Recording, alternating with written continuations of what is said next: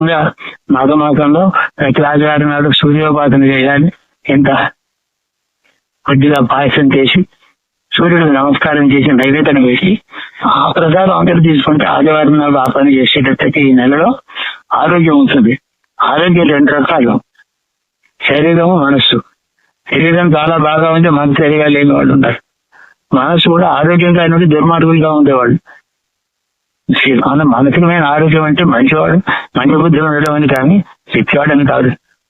సరే, స్థిరంగా లేని ఇంకోటి, ఈ మాఘమాసంలో మానసికమైన జబ్బులు ఉన్నవాళ్ళు, అంటే ఏదో పిచ్చి వివేకం లేకుండా, బుద్ధి లేకుండా పిచ్చిగా ఉంటారు, బీగా ఉంటారు. ఈ బీదకు ఏముంటది?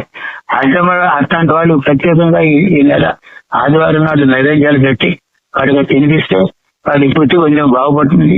లేకపోతే ఎందుకు పరిజ్ఞానం పిచ్చివాడు చిరకాలు జీవించడం బదులు తొందరగా పోతాడు.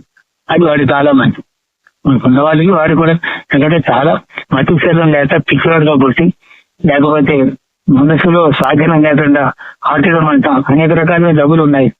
అలాంటి వాళ్ళకి ఆరోగ్యాన్ని కోరుకోవచ్చు. తల్లిదండ్రులు కూడా వాళ్ళ తప్పులు వెళ్ళిపోవాలని కోరాలి.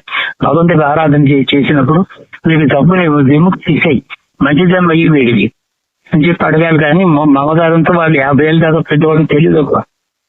కాబట్టి ఆయుర్దాయం కోరుకోవాలా లేదా? ఇదంతా సూర్యుడి యొక్క అధీనం ఉంటుంది.